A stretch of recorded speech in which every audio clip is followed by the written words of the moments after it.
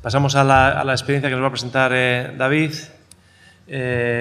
También quiero unir con algo que hacía en la introducción, en el preámbulo que he hecho previo a Cuchi, es que el Gobierno vasco aprobó en su momento, en el año 97, las directrices de ordenación del territorio. Actualmente está en revisión, en análisis y de aprobación de nuevos o de tramitación de nuevas directrices.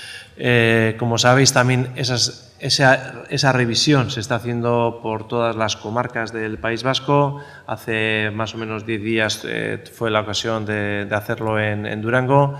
Se ha iniciado todo ese proceso de revisión y se sabe o está establecido que las directrices de ordenación del territorio pues son directrices que luego creo que condicionan lo que es la elaboración de los planes territoriales parciales y los planes generales. O por lo menos eso es lo que creía. David tiene también otras valoraciones sobre ello. Y eso, antes de que arranques, te quiero preguntarte si las directrices constriñen, dejan libertad para la creatividad, si quedamos muy condicionados por cómo sean las directrices o no, cómo nos condicionan.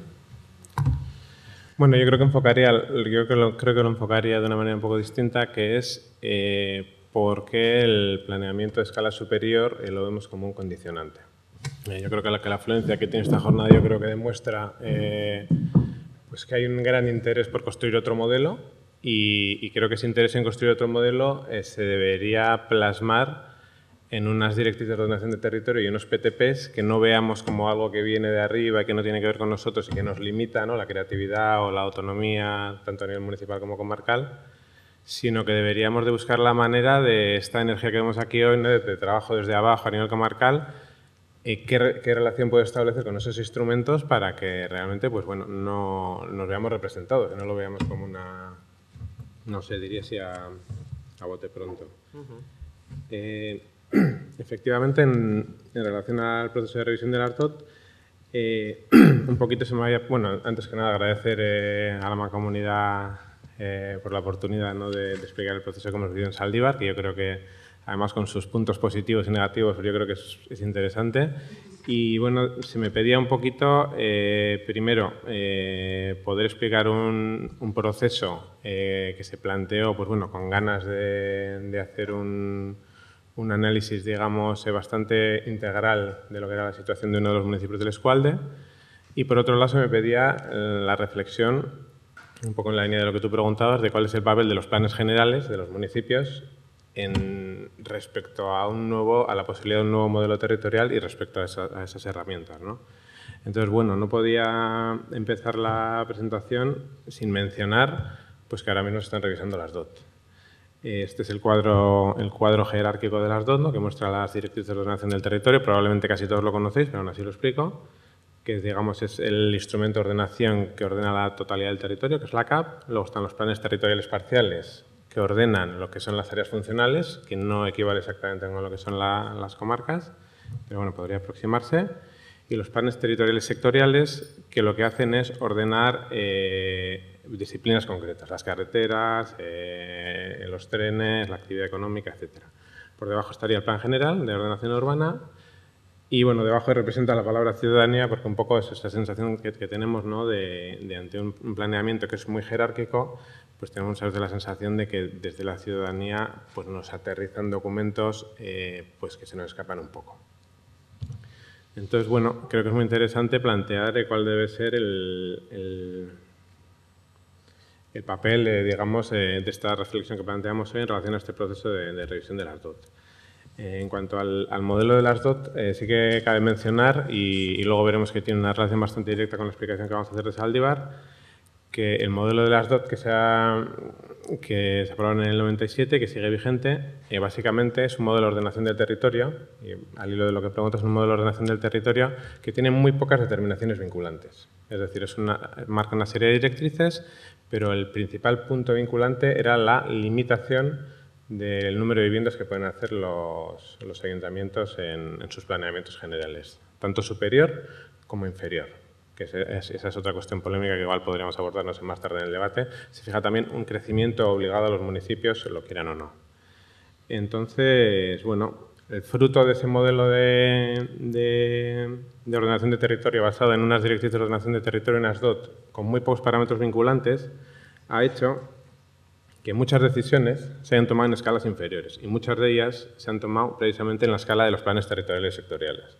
Entonces, yo creo que en una comarca como Durangaldea, donde la afección de las infraestructuras es tan potente, yo creo que es relevante plantearse si desde la única óptica de un plan territorial sectorial, por ejemplo, de las carreteras, pueden decidirse, digamos, o pueden tomarse decisiones que afectan, digamos, a todas las capas, digamos, de lo que puede ser la situación socioeconómica de un territorio. Es decir, muchas decisiones, que me estaréis pensando en varias, muchas decisiones que han sido absolutamente estructurales para el territorio no se han tomado desde instrumentos como las DOT o el PTP, donde sí, en principio, hay un análisis integral de todas las capas, digamos, del territorio, los aspectos sociales, ambientales y de territorio.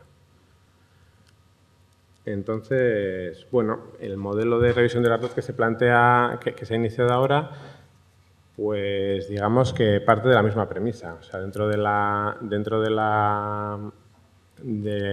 propio documento base que plantea el documento de revisión de las DOT, se dice literalmente que la estrategia de dejar a los departamentos de carreteras la decisión de los diseños y los trazados viarios se considera que ha funcionado bien y es adecuada. Yo creo que personalmente, incluso metodológicamente, no es adecuado tomar decisiones sobre el territorio desde una única disciplina. Entonces, yo creo que dentro de esta reflexión de las futuras DOT, incluso podría llegar a establecerse la necesidad de revisar la Ley de Ordenación del Territorio, ¿no?, que es la que deriva de estos instrumentos. Pero así, y puede servir para el coloquio después, creo que las decisiones sectoriales han tenido demasiado peso digamos, en la configuración de la ordenación del territorio en la CAP. Y que en ese nuevo marco, pues bueno, yo creo que es un aspecto a introducir.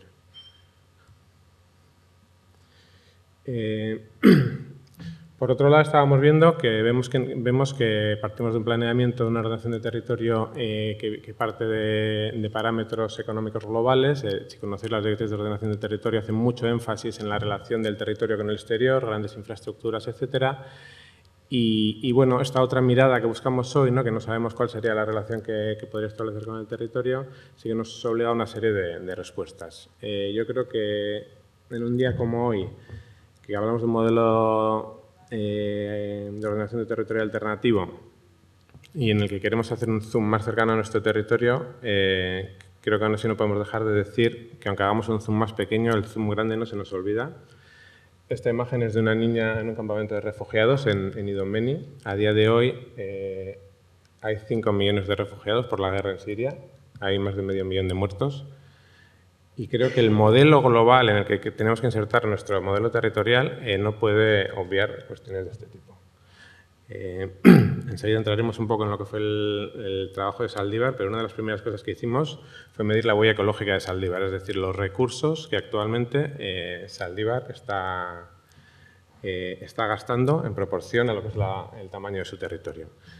Zaldibar, que además, desde el punto de vista de huella ecológica, no es de los peores territorios, como veremos a continuación, porque está bien insertado en las redes de comunicaciones, tiene una estructura de mezcla de usos aceptable, etcétera. Aún así, tenía un consumo, digamos, de recursos que equivalía a 10 veces su territorio.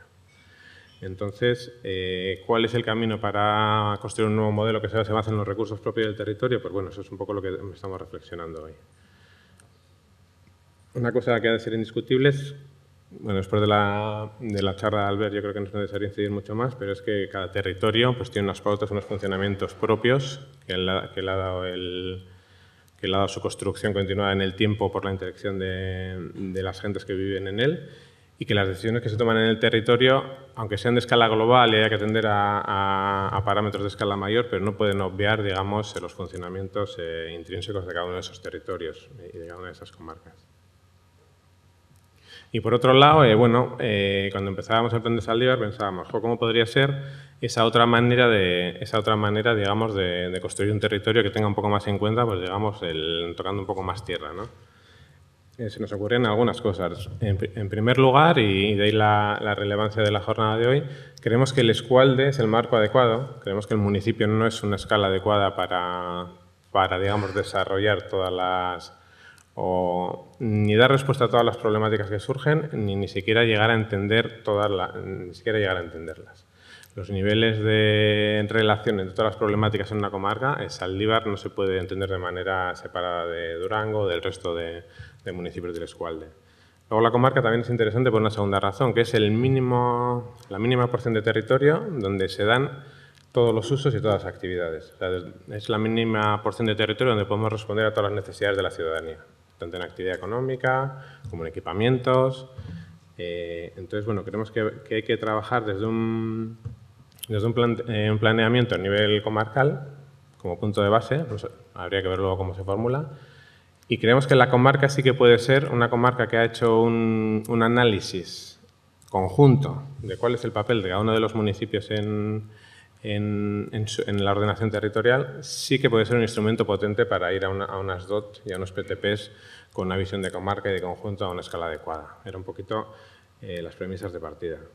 Entonces, lo último que mencionamos aquí, creemos que el planeamiento debe ser vinculante y debe ser equitativo en relación a lo que me decías de la DOT, ¿no? La libertad para la creatividad. ¿Qué ocurre en el modelo de las DOT actual? Si lo miráis, habla del sistema de capitales, luego habla del sistema de grandes ciudades y de ciudades medias. Y luego las va uniendo con ejes de transformación, transporte público, etc. Es un modelo que, si lo ves, no deja sitio a los pequeños. Entonces, no puede ser que en una concepción equitativa del territorio, que los municipios de peor tamaño o las zonas menos pobladas tengan su lugar por eliminación. Eso no puede funcionar. Entonces, ¿el debate cuál es? Pues en el que estamos hoy todos, ¿no? No tenemos soluciones, no tenemos todavía cuál es el modelo alternativo, pero sí creemos que un posicionamiento desde las comarcas consensuado entre los distintos municipios puede ser una buena primera piedra para iniciar un nuevo proceso de ordenación de territorio en el que nos sentamos, digamos, los distintos territorios más identificados, ¿no? con esa ordenación global que sí que es necesaria. La ordenación de territorio actual, digamos, desregulada, provoca que el mercado marque mucho, digamos, las decisiones fundamentales en materia de ordenación de territorio. Si miramos un poco la situación de Vizcaya a día de hoy, pues vemos como las situaciones o coyunturas socioeconómicas de cada momento han ido marcando lo que son la configuración de nuestro territorio. Luego lo veremos, yo creo que no me entretengo más porque yo creo que Saldívar es un buen ejemplo de una serie de premisas que se dan pues por lo menos en toda Vizcaya y en gran parte de la CAP. Y por otro lado, bueno, ese modelo basado en la comarca, yo creo que tiene que hacer un gran esfuerzo en ver cuál es el papel de cada uno de los actores, incluido cada uno de los municipios en el conjunto. Tiene que reforzar la identidad de cada uno y también tiene que saber explotar las diferencias, es decir, qué es lo que yo puedo aportar. Yo, Saldívar, pues estoy absolutamente condicionado porque por Saldívar pasan todas las infraestructuras, ¿no? Entonces soy un perjudicado de esta ordenación del territorio, ¿no? ¿Qué me aporta el municipio colindante? O sea, esa reflexión, esa pericuación, ¿no? Como le llama alguna gente, ese contrato territorial en el que se busque que cada uno tenga un papel. O sea, no puede ser, como decíamos, que municipios, digamos, periféricos o en zonas muy afectadas por ejes territoriales, como puede ser el caso de Saldívar, tengan una percepción de que la ordenación del territorio solo le trae cosas negativas. Tiene una percepción de que hay territorios que están al servicio de otros. Yo, como estoy aquí y estoy en el eje Bilbao-Donosti, pues estoy sumiendo una serie de aspectos negativos sin tener una contrapartida. En la experiencia de Saldívar, bueno, Saldívar, la mayoría lo conoceréis. Entero, ¿verdad? Tampoco te coge, ¿no? Mira, ahí con esto, por lo menos, si quieres indicar algo, pues no. Va a ser difícil. Bueno, para los que no lo sepáis, Saldívar se ubica, digamos, en el extremo este de lo que puede ser el área, la comarca de Durangaldea, del Escualde. Y bueno, la verdad es que en esta foto se entienden algunas de las características que decíamos que han afectado al territorio. digamos, y luego lo veremos con mayor detenimiento, cómo los fenómenos económicos en cada momento temporal, digamos, han ido marcando la configuración de Zaldívar. Por un lado vemos que es un pueblo muy afectado por grandes infraestructuras. Veis abajo la 8. En diagonal hacia arriba surge la Nacional 634. Es una vía que divide el municipio por la mitad. Por detrás, se nos aprecia muy bien la fotografía, pasa la línea de tren Bilbao-Donostia. Y luego además tiene, debido a que es un núcleo mixto que aglutina residencia e industria, tiene las salidas de camiones que salen por la calle principal, que es la calle Euskal Herria. Si veis en la parte, digamos, inferior del núcleo hay un gran edificio que ahora mismo es el hospital psiquiátrico, pero que corresponde a lo que era el antiguo balneario de Zaldívar. Y detrás de ese gran parque, pues inmediatamente a la izquierda, ese eje diagonal que se ve, es la calle Euskal Herria. Es el eje de la vida cotidiana y urbana de Zaldívar, pero que hasta la fecha, en el momento en el que iniciábamos el proceso de revisión del plan, todavía estaba atravesado por el tráfico de camiones. ¿Cuál es el carácter histórico de Zaldívar? Zaldívar ha sido un pueblo eminentemente rural y en el que cabe destacar ese parque que ahora es el hospital psiquiátrico. Era un antiguo balneario ya en el siglo XIX debido a que Zaldívar tiene un manantial de aguas sulfurosas y era una zona de balneario y zona de baño en el que se venía pues, de muchos sitios del Estado. Es decir, cuando casi no había nada aquí, hay fotografías históricas, cuando casi no había nada aquí más que una serie de barrios rurales y casas-torre, pues ya existía aquí un gran balneario con baños, el parque que vemos, etc.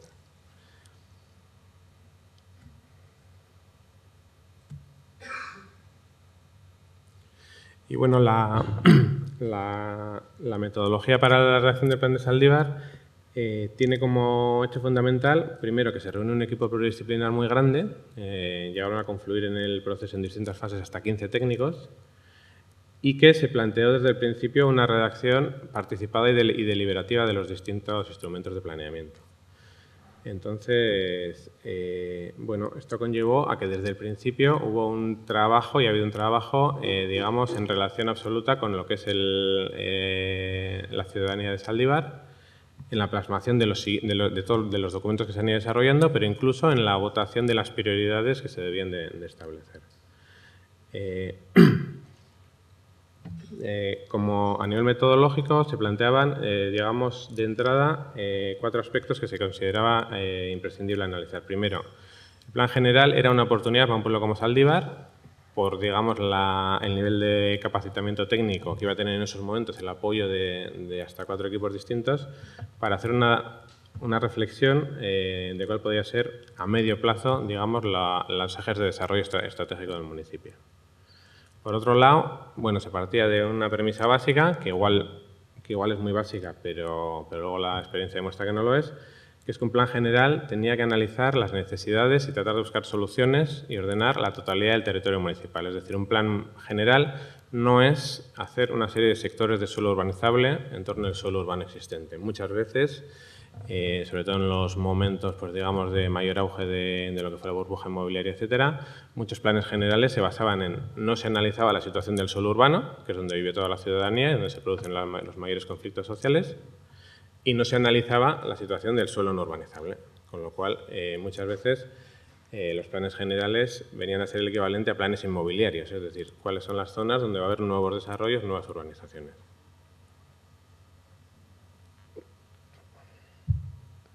Entonces, bueno, el planteamiento de Zaldívar surge de la dinámica de, bueno, vamos a ver, aunque hay algunas dinámicas que se nos escapan porque funcionan más en clave comarcal, pero vamos a abordar el análisis de la totalidad del territorio municipal y de sus procesos. Tercero, ¿cómo podemos hacer si no hay, digamos, si no hay a nivel comarcal un modelo que nos permita establecer, digamos, cuáles pueden ser estos funcionamientos en cuanto a recuperación del uso del territorio? ¿Cuál puede ser nuestro papel como planeamiento municipal? Es decir, tenemos una escala, un rango inferior, pero tenemos, por otro lado, una gran fuerza normativa, porque un plan general, aunque esté en la escala inferior de lo que es la escala de instrumentos de ordenación de territorio, tiene una fuerza normativa importante. Y entonces ahí, bueno, nos impusimos una serie de objetivos, ¿no? Uno de ellos era cuidar potenciar el aspecto de la soberanía, es decir, vamos a optimizar los recursos que tenemos. Entonces, el concepto de soberanía o autosuficiencia entendido de manera amplia, digamos, se ha ampliado a todas las partes del documento. Y por otro lado, es decir, bueno, los potenciales que tengamos, ya veremos cómo organizamos este tinglao a nivel comarcal, pero los potenciales que tengamos los vamos a potenciar. Entonces, también ha habido un trabajo de buscar cuáles son las características específicas de Zaldibar. Un proceso surgió de manera abierta y el proceso surgió sin saber cuáles iban a ser realmente las problemáticas fundamentales que se iban a encontrar. Ya habíamos dicho que la construcción de nueva vivienda no tenía por qué ser. Y bueno, salíamos un poco con una mirada muy abierta de cuál es la mayor necesidad de Zaldibar a día de hoy, en ese sentido. Bueno, decir que el proceso participativo duró prácticamente un año. Empezó con una serie de entrevistas a distintas personalidades del pueblo pues, que desarrollaban, digamos, actividades representativas, obras representativas de algunos colectivos sociales. Se hicieron reuniones personalizadas con todos los grupos políticos. Incluso la primera sesión del proceso participativo se llevó a cabo a través de un artista especializado en resolución de conflictos mediante diseño conjunto de grandes murales. Después se han ido desarrollando a lo largo de un año sesiones temáticas en temas como movilidad, espacio público, análisis del urbanismo desde la perspectiva del uso cotidiano, ¿no? Haciendo un poco hincapié en el tema de la red de espacios locales, ¿no? De los colectivos, digamos, que no tienen acceso necesariamente al vehículo. Y todo este planteamiento se plasmó al final en un diagnóstico participado que diseñamos conjuntamente con la ciudadanía, que tenía 6 documentos. Había un documento de medio físico, había un documento de idoneidad de usos del suelo, se trabajó, digamos, mediante una tecnología de GIS, dándole, digamos, a cada parte del territorio una serie de valoraciones en función de cuál se entendía que podía ser su uso óptimo. Esa información que se metía al formato GIS incluía las informaciones la información que nos iba dando la ciudadanía en cuestiones como el uso cotidiano, el paisaje, etc. Hubo un documento específico de análisis de la situación del primer sector y soberanía alimentaria. Hubo un análisis urbanístico y de movilidad específico y, por último, hubo un documento de diagnóstico socioeconómico. Fruto de ese diagnóstico, y eso también fue interesante, en el propio proceso, por un lado, se marcaron cuáles eran los principales objetivos que tenía que tener el plan y, por otro lado, se marcaron también cuáles eran los aspectos que se veía que ya iban a superar el propio plan y cuáles se iban a tener que seguir trabajando, digamos, a través de la política municipal a plazo más largo. Son estos que tenéis aquí. También fue interesante el planteamiento de salir queriendo definir una estrategia socioeconómica. Se definieron unos ejes hacia los que era necesario avanzar, pero sin definir en sí lo que podía ser el equivalente a un plan estratégico, por ejemplo.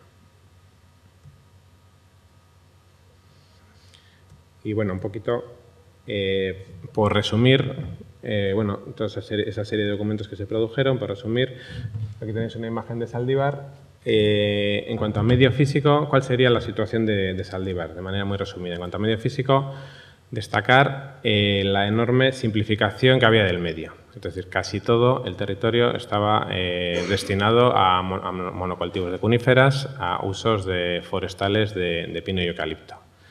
Se observaba un territorio muy tensionado entre lo que ha sido la actividad económica forestal y, por otro lado, lo que han sido las actividades económicas urbanísticas. De manera que, por ejemplo, había muy poco suelo agrario. Yo creo que esto es una característica general de nuestro territorio, ¿no? Los distintos intereses económicos, digamos, han tensionado el territorio de manera que, bueno, las zonas, digamos, más alejadas de las ciudades están de manera muy generalizada ocupadas por suelos de monocultivos de coníferas, en los cuales queda muy poco bosque autóctono. Y los fondos de valle pues, han sido colonizados por procesos urbanísticos de crecimiento tanto de zonas industriales, urbanizaciones, incluso chalets aislados. A nivel socioeconómico se percibía, por un lado, bueno, como positivo el hecho de que Zaldívar tenía un núcleo mixto, es decir, un núcleo en el que había una importante actividad económica, que se entendía como positivo. El refuerzo que a la vida cotidiana que le daba ese núcleo mixto. Sí se apreciaba una excesiva dependencia de toda la actividad económica en procesos industriales que no tenían que ver con el territorio de Zaldívar. Es decir, antes hablábamos de un modelo que se basa en recursos propios o en recursos externos.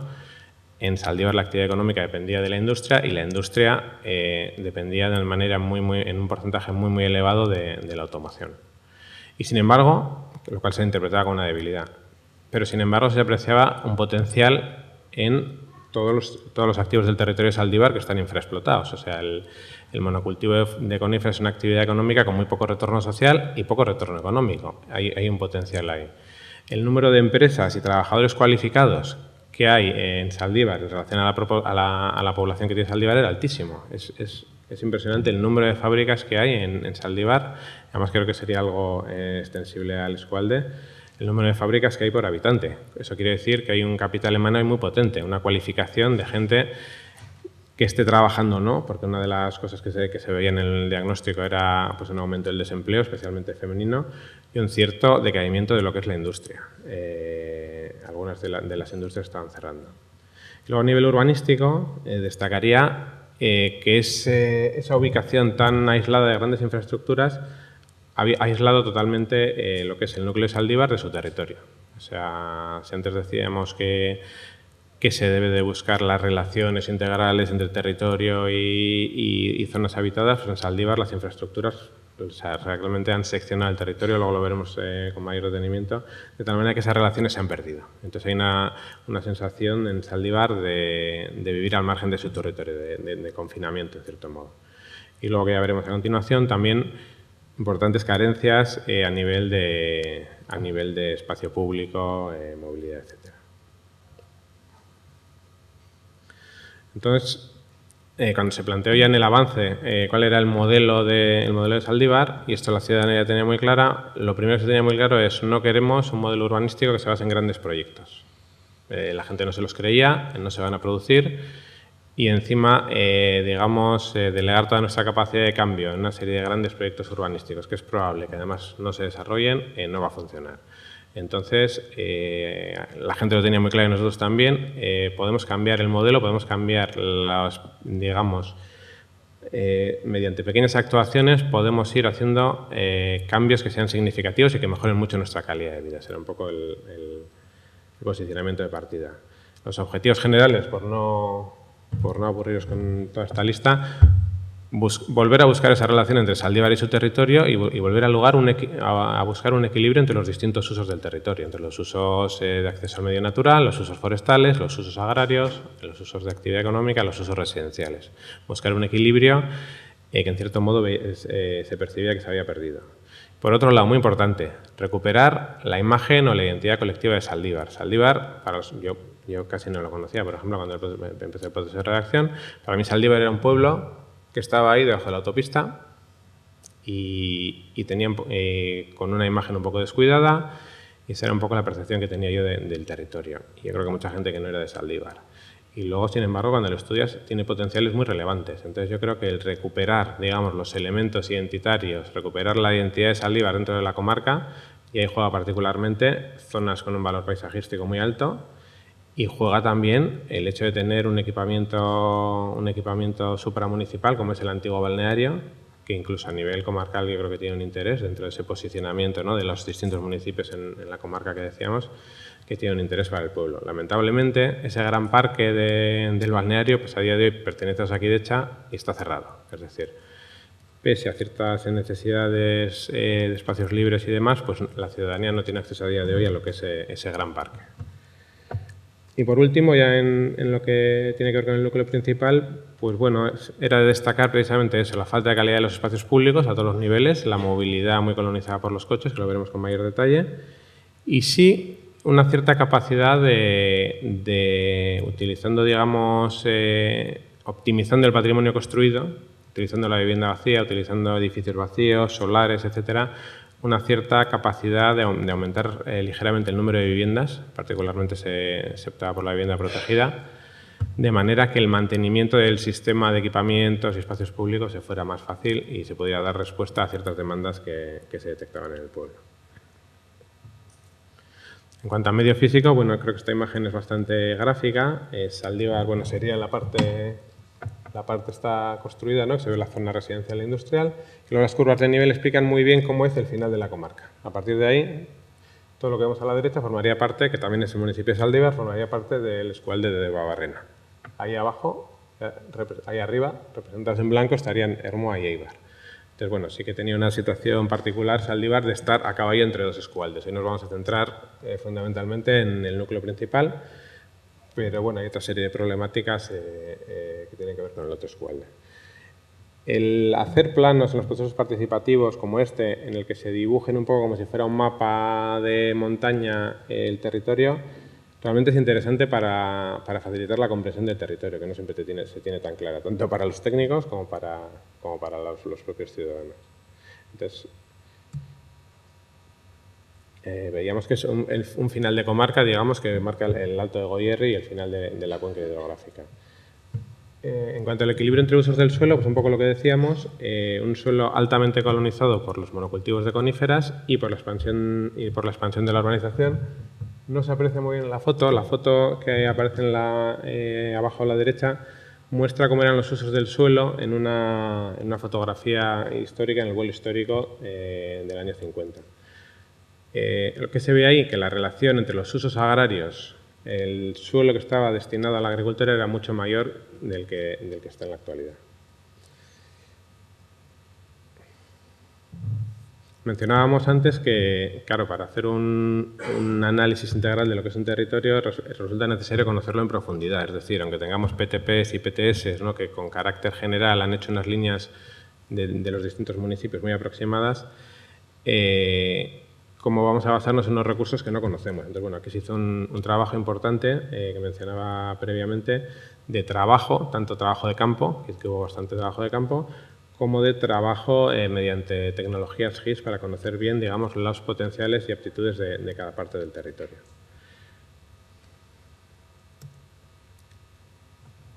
Y luego, en cuanto a las propuestas que empezaban a surgir de ese análisis, primero el acceso a la naturaleza como derecho ciudadano que decimos aquí. La ciudadanía tiene derecho a pasear por un entorno natural razonablemente bien cuidado. Y esto en Saldívar no se producía. ¿Qué propuestas se pueden plantear desde un plan general? Pues bueno, una que surgió que era muy interesante y que incluso cuando se remitió el documento a Gobierno Vasco, al Departamento de Medio Ambiente, se vio con interés. Primero, que ese cuello ese collado de Goierri que representábamos es el único paso que tiene el escualde sobre la 8. Y era un lugar con mucho interés para establecer una relación de conectividad ecológica entre todo lo que es el macizo de Urquiola y el macizo del Monte Oiz. O sea, era realmente la posibilidad de dar una comunicación como corredor ecológico de carácter territorial, digamos, a las dos partes del escualde, que no estaba recogido en la red de corredores ecológicas de la CAP. Aquí lo vemos un poco mejor, ¿no? Ese sería el único punto en la comarca donde el territorio pasa por encima de las infraestructuras. O sea, es un punto estratégico a tener en cuenta. Y por otro lado, otra cosa que surgía, que no la mencioné antes en el diagnóstico, que surgía repetidamente es que Saldívar no tiene río. Y lo cual es muy curioso porque Saldívar, en principio, el territorio de Saldívar es uno de los dos nacimientos del Ibaizabal. Entonces, uno de los objetivos del propio planeamiento, que luego se plasma además en algunas de las actuaciones urbanísticas, era recuperar esa lectura del territorio de nacimiento del Ibaizabal y cómo tratar a través de las distintas partes del núcleo, pues de ir permitiendo por lo menos esa lectura de cuál es la relación, digamos, del ciclo del agua con su territorio. Hay que decirse además que en alguna de ellas incluso, porque claro, como ya veis, es un territorio fuertemente urbanizado, zonas industriales, zonas residenciales. En toda la zona del parque del balneario, antiguamente había incluso un pequeño lago. Ese gran parque tiene una gran capacidad para sacar el arroyo de lo que era el Ibaizabal, incluso a través de una serie de unidades de actuaciones urbanísticas de pequeño formato. incluso cogiendo la alegación de algún ciudadano, es posible que el plan general acabe posibilitando que al menos una de las cabeceras del Evezcal tenga continuidad a través de Zaldibar, lo cual es un objetivo, pues bueno, que a priori parecía complicado. Y luego, en cuanto a la información que nos otorga, digamos, todo este estudio hecho del suelo no urbanizable, por un lado decir que desde el planeamiento general las limitaciones, no ya del planeamiento territorial como hablábamos antes, pero las limitaciones de la propia normativa sectorial son grandes. Es decir, que un municipio quiera establecer un poco la relación que quiere establecer con su territorio, a nivel de otras relaciones con otras administraciones, como por ejemplo la Diputación, que por ejemplo tiene mucho apego a lo que son las normas forales de montes, etcétera, o incluso a otros departamentos, es complicado. Y también es complicado respecto a la manera en que se entendía el territorio. O sea, y esto se veía en el proceso, ¿no? La gente acepta perfectamente que en suelo urbano se le pueda a uno decir si puede edificar o no puede edificar, o la parcela que tiene baja más 1 o tiene baja más 2. Pero en el suelo no urbanizable no existe todavía esa cultura. Existe una cultura de cada cual en su terreno hace lo que le da la gana.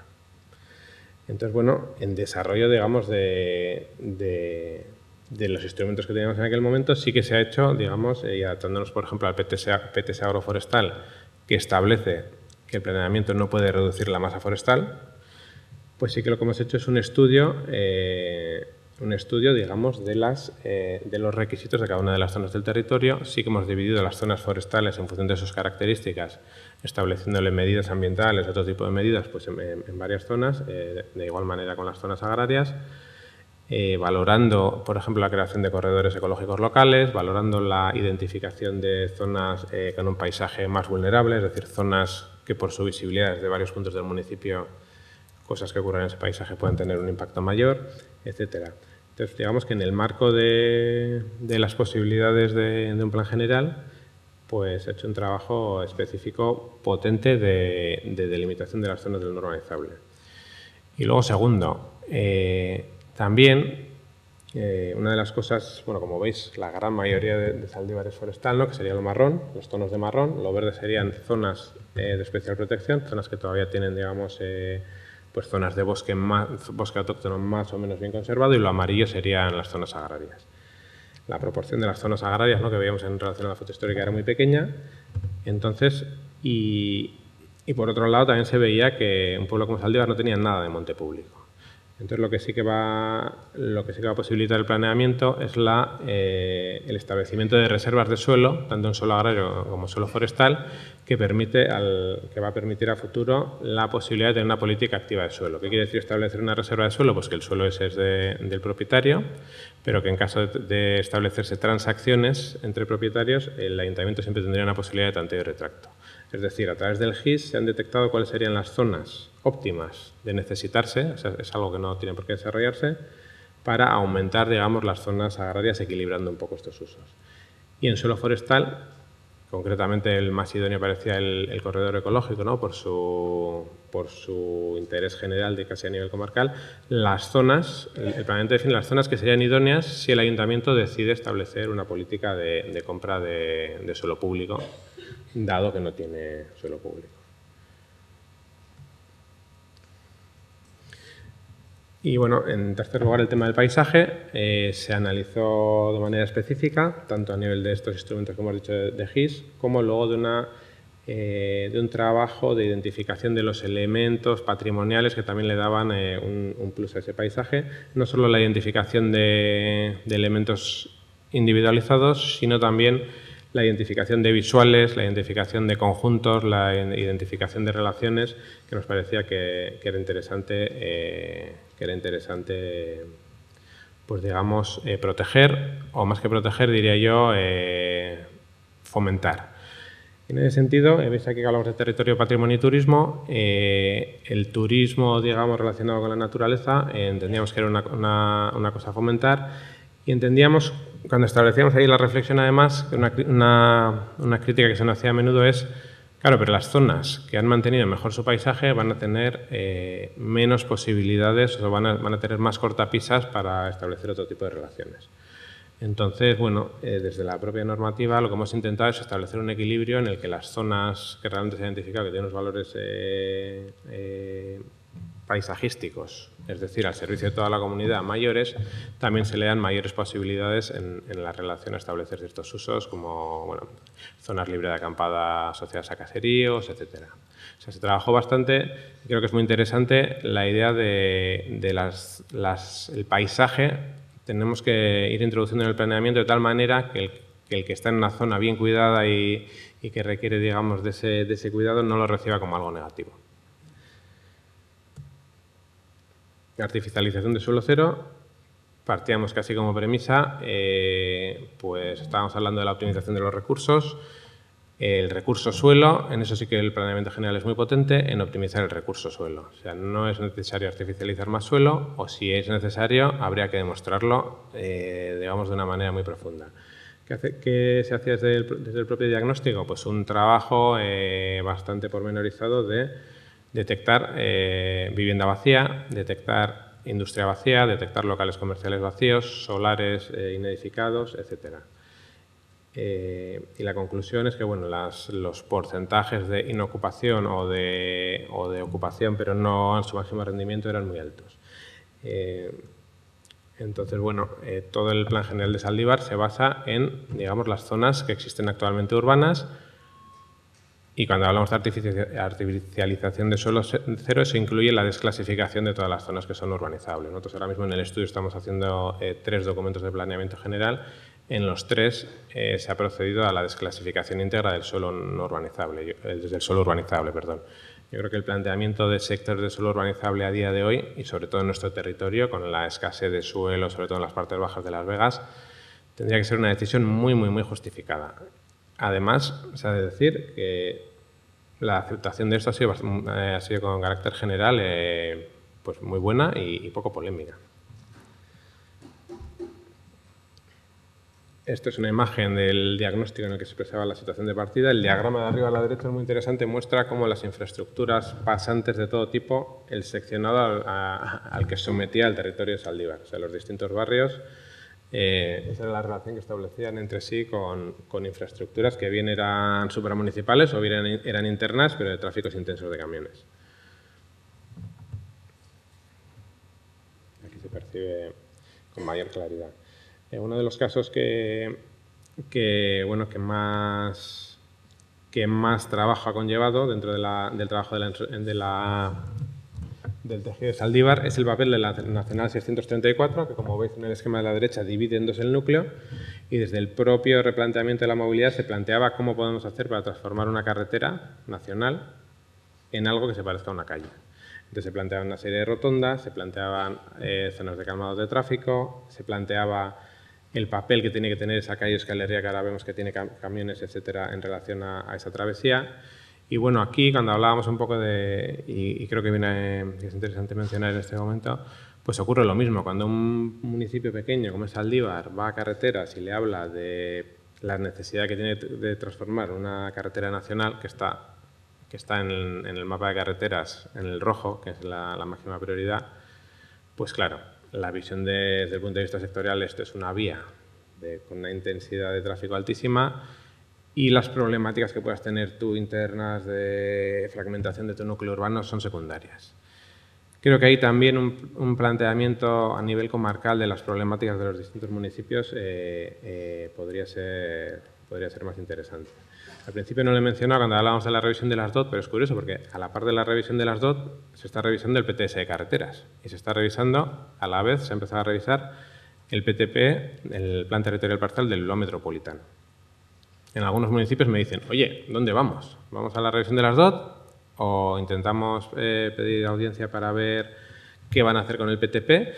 Porque claro, lo que se percibe es, vale, las DOT es una reflexión teórica sobre el modelo de país, pero las decisiones que afectan a mi ciudadanía y mucho son las del PTP, el Plan Territorial Sectorial de Carreteras.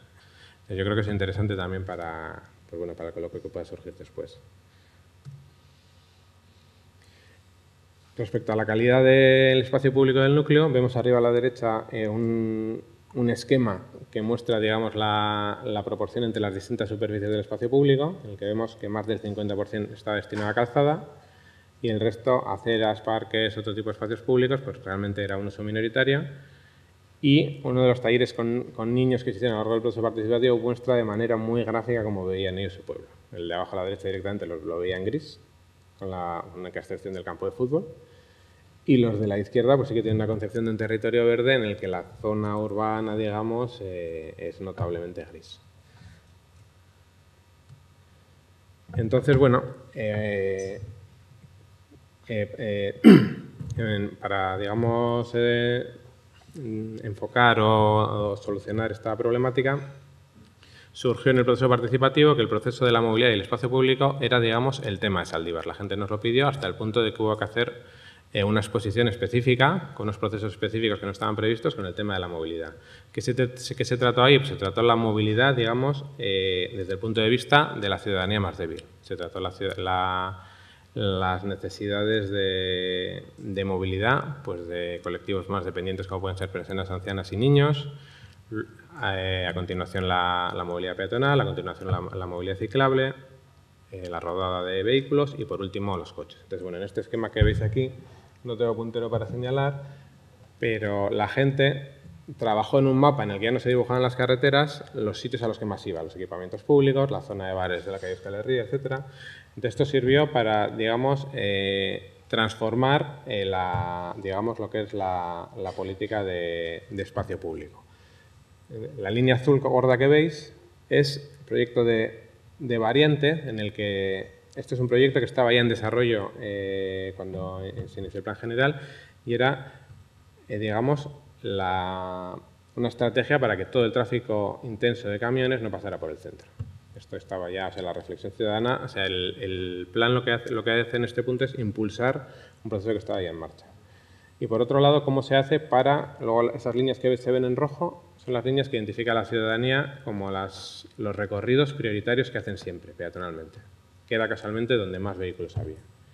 Entonces, bueno, ¿qué se hace desde el plan? Pues se avanza en esa política de movilidad anterior que está desarrollando el Ayuntamiento de vamos a reordenar, digamos, la vialidad para darle satisfacción a esto que se me está expresando aquí. Entonces, a partir de estos recorridos peatonales que me dicen que son los que son de uso cotidiano porque van al colegio, porque van a los equipamientos o van a la zona de bares, pues vamos a hacer que sean peatonales.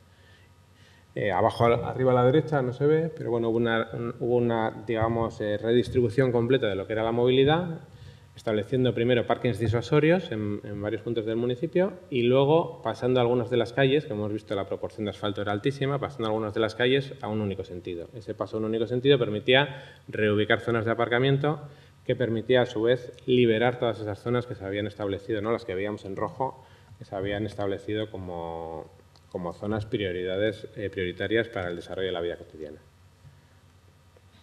Y por otro lado, ¿cuál es la relación que establecía Zaldibar con sus espacios libres? Pues la relación a día de hoy, con ese gran parque central que tenía, es la de un muro. Porque ahora mismo, digamos, lo que es el Parque de Osakidecha está cerrado con un muro porque en su momento, digamos, el modelo es un hospital psiquiátrico, el modelo sanitario que había era de internamiento en el que los enfermos no podían salir de ese muro.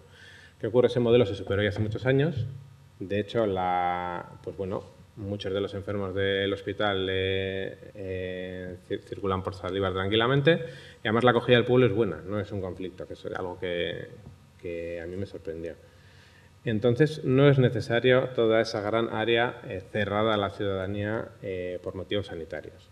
Entonces, ¿en qué avanza el plan? Pues el plan avanza en buscar las herramientas para que realmente ese muro se derribe, que es una petición ciudadana, digamos, de primer orden, y la gente tenga acceso al parque. Porque es que además se da la casualidad que no tengo puntero, pero ese gran edificio que hay ahí, que es el edificio de las Hermanas, acoge en la planta baja el consistorio médico, el ambulatorio, y se accede a través de la calle de detrás que no tiene aceras, cuando todo este espacio, digamos, está disponible,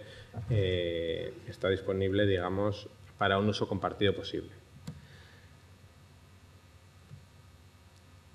En cuanto al tejido construido, pues bueno, lo que destacábamos previamente, todos los mecanismos que se nos han ocurrido para permitir una optimización en el uso de esos tejidos mediante pequeñas operaciones urbanísticas de colmatación de la trama, mediante la reocupación de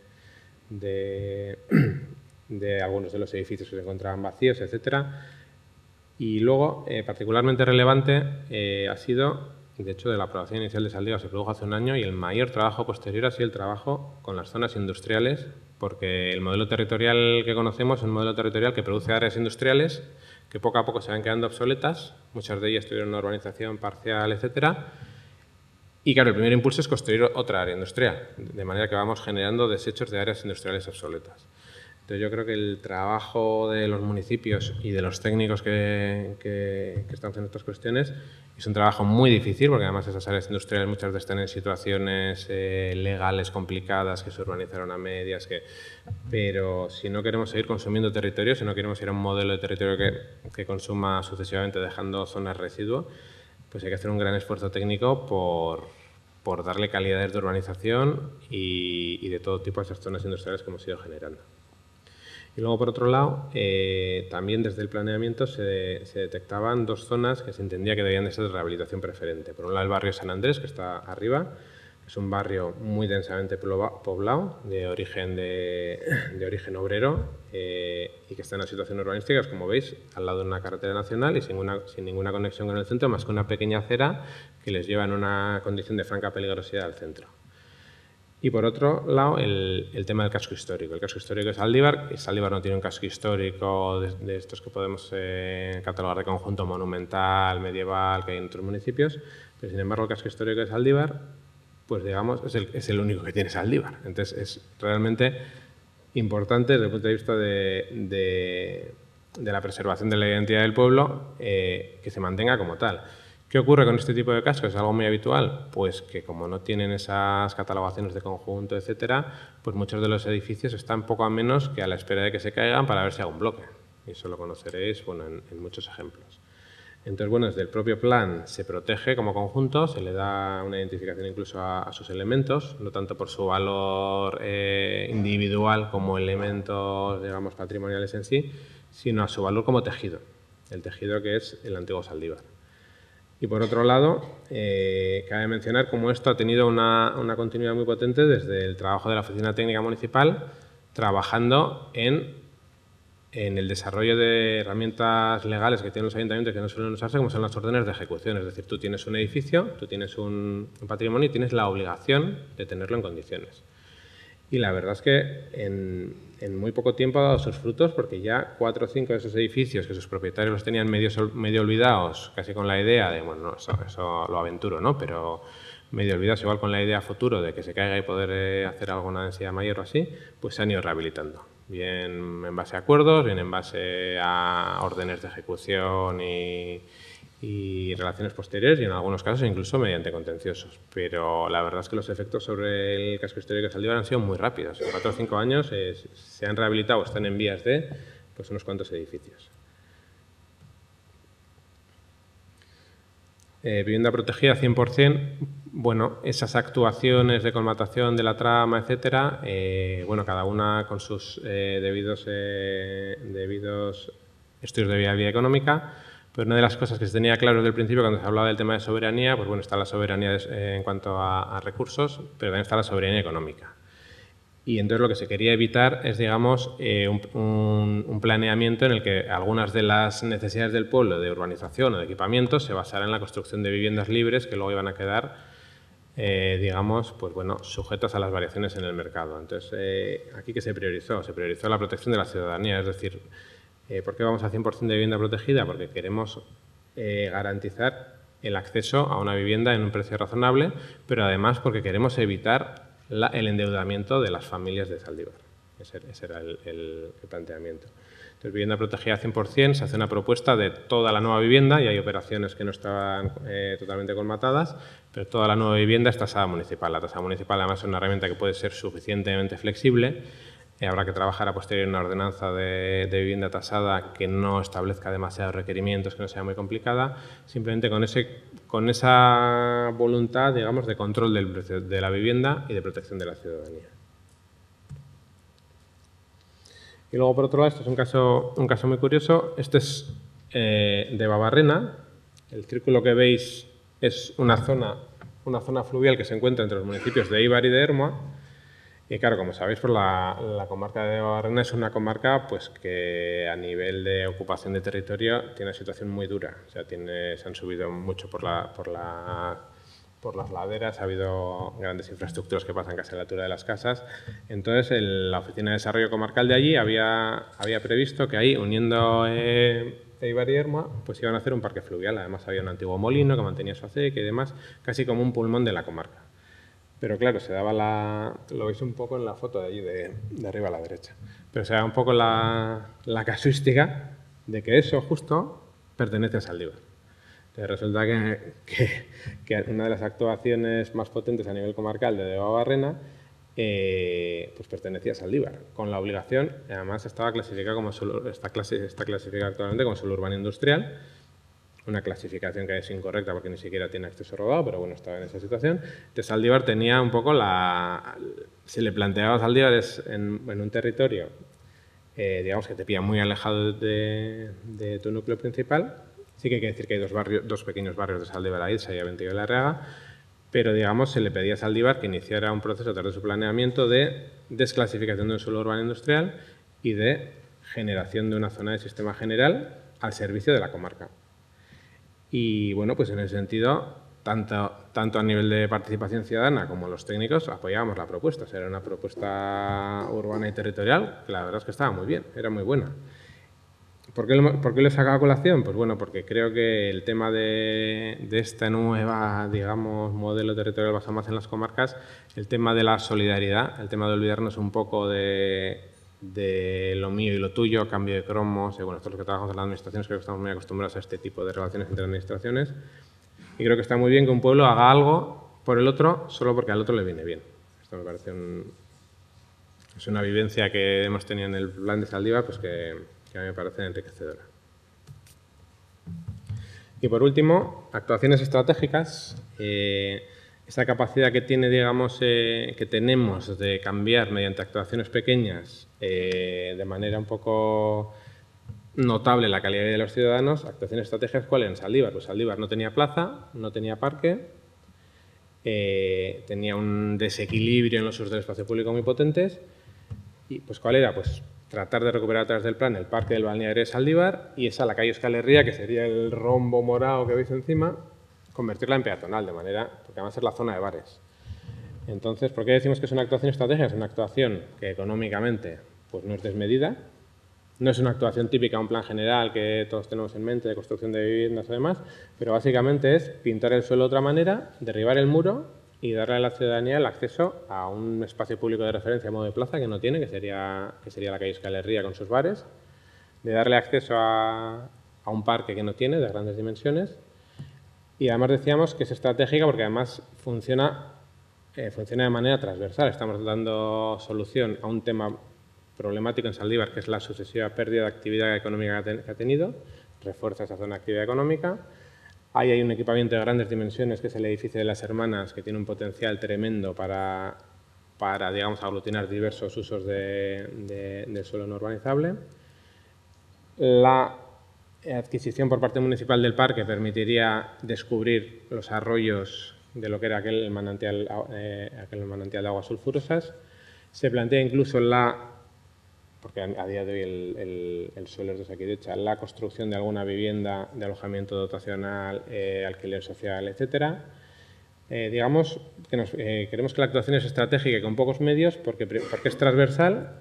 Por otro lado, porque tiene directamente que ver con uno de los elementos identitarios de Zaldívar, ¿no? Que decíamos que se habían perdido a lo largo del tiempo como pueblo un poco ahí al lado de la autopista. O sea, sería la recuperación de uno de esos elementos esenciales a nivel identitario. Y luego, además, tiene otra característica que es muy importante, que es interescalar, funciona a las distintas escalas. Soluciona a nivel local la zona del centro de Zaldívar, soluciona a nivel de municipio, digamos, un acceso a un equipamiento verde donde puedas ir a comer, al lado de los equipamientos públicos, al lado de la zona de bares, etcétera. Pero incluso a nivel comarcal entendemos que puede ser un elemento importante, un parque de esas dimensiones, en el que la gente vaya en tren, pueda ir ahí a comer o a darse una vuelta el fin de semana, tomarse un pote en el bar, etcétera. Entonces, pues bueno, se veía como, pese a la idea previa, ¿no?, de plan general más pensada en actuaciones construidas, pues en Zaldibar, y en otros pueblos era de manera distinta, en Zaldibar lo esencial era tirar el muro del hospital y sacar los coches de la calle de Euskal Herria, que era la zona de bares. Entonces, bueno, aunque no fuera aunque no fuera esencialmente la competencia del plan general, el plan general primero ha detectado un sentir cotidiano y ha impulsado una política municipal, de manera que ahora, a día de hoy, la gente en Zaldibar tiene muy claro que quiere derribar ese muro y lo va a exigir. Respecto al modelo territorial, pues creo que es un poco lo mismo. Creo que estamos en un momento en que no sabemos qué modelo queremos. Entonces, al margen de las competencias o no de la mancomunidad, creo que es más importante el llegar al punto en que sabes lo que quieres, al margen de la escala de competencia en la que te estás moviendo, que la competencia que tienes en ese momento. Y esto. Muy bien. Eskerrik asko.